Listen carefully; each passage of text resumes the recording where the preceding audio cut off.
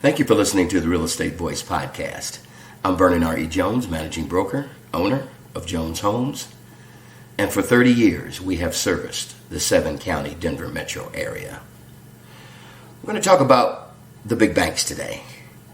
Obviously, most of you know that when the banks are feeling confident in the economy, they allow a lot more loans to go into business so businesses can expand or maintain. And in the personal sector of individuals, they are more comfortable loaning money for houses and things of that nature.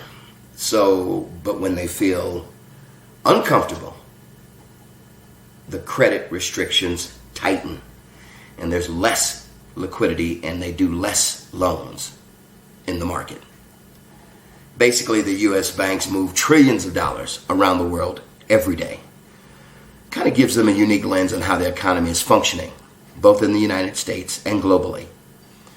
And despite concerns about inflation, workers quitting, supply chain issues, and slowing growth, bank executives just delivered a clear message to their investors yesterday that they're in pretty good shape right now.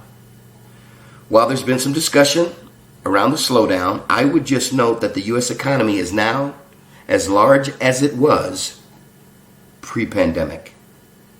So says CEO Brian Moynihan of Bank of America. Obviously, Wall Street is cheering the latest earnings from America's top lenders, which have released billions of dollars they had set aside earlier in the COVID crisis to cover potential bad loans. The Dow finished up 1.6%, the S&P rallied 1.7%, Bank of America stock jumped 4.5%, while the KBW Bank Index, which tracks the sector, gained 1.3%. So what exactly are the banks seeing that makes them feel confident about the future? Citibank reported that credit card spending is up 20% compared to 1 year ago and is now well above 2019 levels. Wells Fargo also found that weekly debit card spending was up every week last quarter compared to 2019 as customers shelled out on entertainment and restaurants again.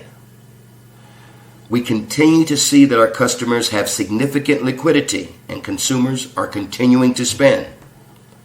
So says CEO Charles Scharf of Wells Fargo. There may be some changes in spending patterns as COVID-era government support dissipates, but they think the strength will persist.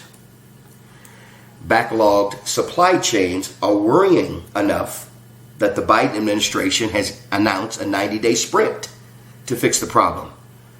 But really, banks don't see it as a game changer.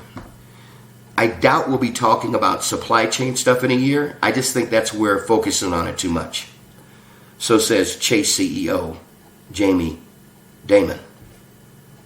It's simply dampening a fairly good economy, and it's not reversing a fairly good economy. Banks aren't just feeling good because spending is ramping up on Main Street. They're also cashing in on Wall Street, which has seen a huge boom in deal making. J.P. Morgan reported that its investment banking revenue shot up 45% as it raked in fees from advising companies on mergers and orchestrating stock sales. Morgan Stanley saw its investment banking revenue leap 67% compared to a year ago.